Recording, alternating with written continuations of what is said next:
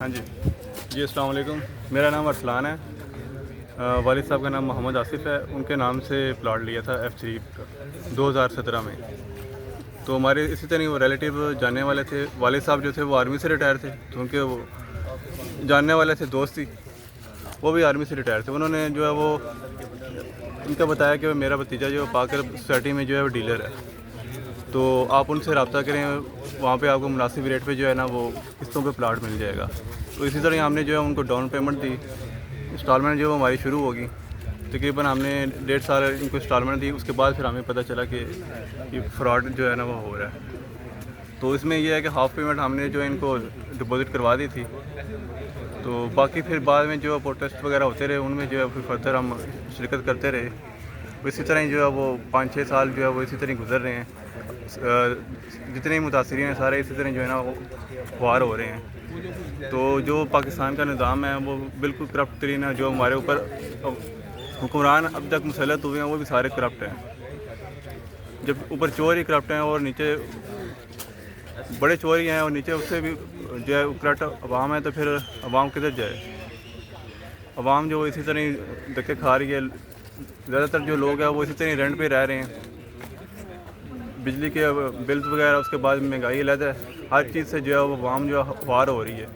कोई ऐसी जगह इन्होंने छोड़ी नहीं है कि अवाम जो है ना कोई सुकून का सांस ले।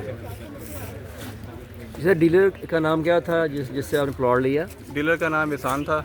एहसान। हाँ, उसका जो उनका मेन ऑफिस है पाक अरब का, वहाँ पे उसके साथ डायरेक्टर उनका रब्ता था, डीलर साहब का। अच्छा अच्छा। तो जो आर्मी में रिटायर्ड हुए आपके वाले साहब किस ओहदे पे थे? वो हवालदार रिटायर हुए थे। हवालदार रिटायर्ड हुए थे, आर्मी से रिटायर्ड हुए थे। और जो जमा पूंजी थी वो इनको दे दी इसी तरह किस्तों में।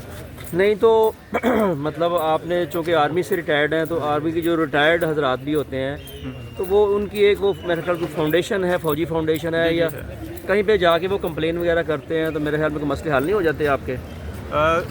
उस तरह हल तो हो जाते हैं, लेकिन यह है कि वो आगे जो प्राइवेट अदारे हैं जिस तरह नैब है, वो ये कहते हैं जो प्रॉपर इनके चैनल है आप इनके थ्रू जो है वो आप करवाएं, डायरेक्ट जो हम इसमें इन्वॉल्व हो सकते हैं। नहीं तो कोई FIR भी करवाई है आप लोगों ने या थाने कोर्ट? FIR पहले करवा नहीं तो है थी, लेकिन वालिद साहब ने जो था वो नहीं करवाई, पीछे हट गए थे। कह रहे थे कि बस जिस तरह चल रहा है। वालिद साहब हयात हैं? जी माशाल्लाह हयात हैं। डिसार्ट हो गए थे, वो कह रहे थे करप्ट सिस्टम है यहाँ पे।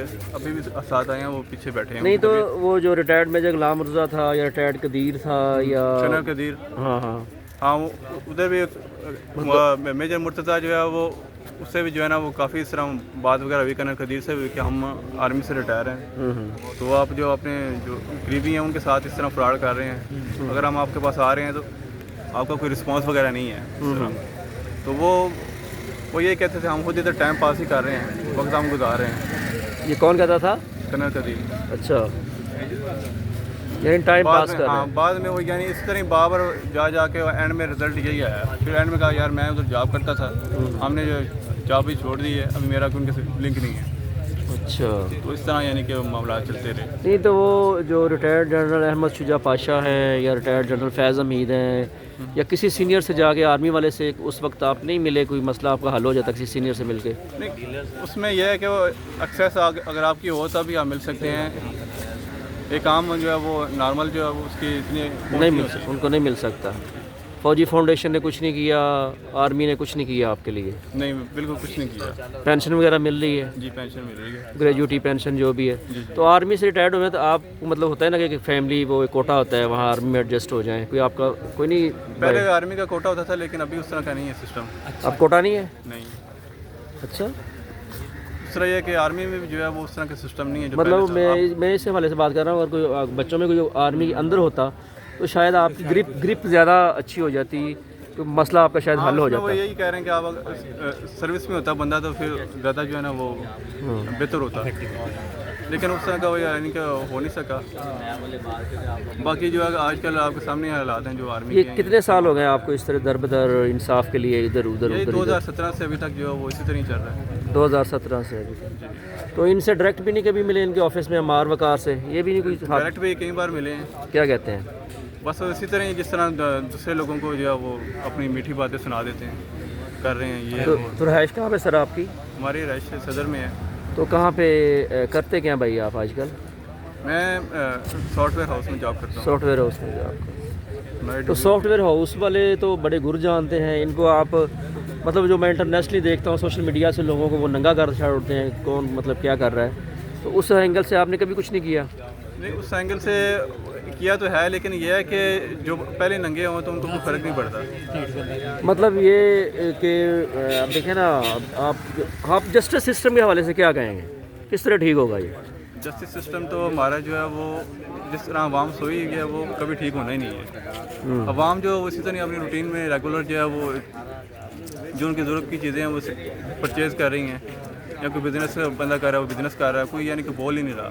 बस जिस तरह सिस्टम चल रहा है कोई कौम है उसी तरह ही वो हुक्मरान भी ऊपर जो हैं वो उसी तरह लूट रहे हैं। अगर हाउसिंग सोसाइटी के हवाले से आप क्या कहेंगे, कोई इन्वेस्टमेंट करना चाहे वहाँ करेगा कि नहीं करेगा? इन्वेस्टमेंट करके वो फिर यही है कि अब दर बदर अपना तो वो कर लेगा, लेकिन जो आगे उसकी नस्ल है वो भी ख़राब होगी। अभी जिस तरह मैं हूँ, वाले साहब के साथ मैं चल रहा हूँ, अभी भी वो बैठे हैं, उनकी तबीयत ठीक नहीं थी। ज़ाहिर बात, वो ज़ाहिर बात उन्होंने अपने बच्चों के लिए सोचा कि चले बच्चे बड़े होंगे, अपने लिए अलग अलग एक घर बन जाएंगे या रेंट पे रह रहे हैं। लेकिन वो ऐसा जो है वकार खां, मार खां या उनके जो दीगर साथी हैं रिटायर्ड में, जो नाम उठ है, रिटायर्ड कर्नल कदीर है या ज़ारा है या तस्नीम खां है या प्रॉपर्टी केयर वाले हैं या गोशी स्टेट है या पाक स्टेट है, शेख अरसलान है या वो आसफ तिली की अजमेरी स्टेट है या कोई और फ्रॉडिया जितने भी मिले हुए हैं साथ, तो शकील एसोसिएट है, ठीक है, कमीशन की खातिर लोगों को फंसा दिया। ठीक है, आपके ख्याल में कितने लोग होंगे, कितनी सोसाइटीज़ होंगी जो उनके मुतासिर होंगे जो फंसे हुए हैं इस तरह? सोसाइटीज़ तो आजकल जितनी भी जो है वो 90% वो LD से अप्रूव नहीं होती, गवर्नमेंट किसी भी इदारे से अप्रूव नहीं होती। वो लोगों को से इसी तरह ही डाउन पेमेंट ले लेती है और 5-6 साल किस्तों पे लोगों को लगा देते हैं, लोग चलते रहते हैं, वो अपनी प्रॉपर्टी बनाते रहते हैं। और जो उनका प्लाटिंग का सिस्टम है या जो भी सोसाइटी का होता है बेसिकली करना उनको चाहिए, वो नहीं करते, वो उधर का उधर ही रहता है। आवाम जो है वो इंस्टॉलमेंट अपनी देती रहती है। ये इसका हल क्या है? इसका हल यही है कि हमारे ऊपर कोई हुक्मरान अगर अच्छे होंगे तो तब है, जब हुक्मरान के ऊपर वो चोर होंगे तो नीचे वाला सिस्टम जो है वो ऑटोमेटिकली वो चेंज नहीं हो सकता, वो उसी तरह का उसी तरह नहीं रहेगा। तो IT के हवाले से आपने मतलब इंजीनियरिंग की, ये BS किया हुआ है? नहीं, मैंने मुख्तलिफ कोर्सेज वगैरह किए हुए हैं। चले अल्लाह आपको कामयाब करे। बड़ा जो है ना, हम भी सारे इसी तरह हैं, लेकिन बड़ा दुख हुआ कि आर्मी वालों से फ्रॉड हुआ और आर्मी वाले ही हुक्मरान हैं पागरब हाउसिंग सोसाइटी में या नैब में, और इसके बावजूद आपकी बात नहीं सुनी गई। जब ऐसे लोगों के साथ इंसाफ नहीं हुआ, ऐसे लोगों की बात नहीं सुनी गई, तो जो सिविल लोग हैं हमारे जैसे, आपके जैसे, जिनको ये भेड़ बकरियां कहते हैं, ठीक है, तो इनके साथ क्या होगा? अपना ख्याल रखिएगा और कहीं भी ज़िंदगी में इन्वेस्टमेंट करने से पहले 100 दफ़ा सोचिएगा, चाहे वो LDA हो, चाहे वो DHA हो, चाहे वो बहरिया हो, चाहे वो ईडन हाउसिंग सोसाइटी हो, चाहे वो पागरब हाउसिंग सोसाइटी हो। इनके जो मालिकान हैं जब भी किसी बड़ी पोस्ट पे रहे हैं, चाहे वो सियासतदान रहे हों, चाहे वो सेनेटर रहे हों, ठीक है, तो आप जान जाएं कि यहाँ पे फ्रॉड है और या तो आपको फ़ौरन कब्ज़ा मिले। इससे तो कई गुना बेहतर फिर रजिस्ट्री और इंतकाल है, तो फ़ौरन कब्ज़ा तो मिल जाता है। अपना ख्याल रखिएगा। अल्लाह हाफ़िज़।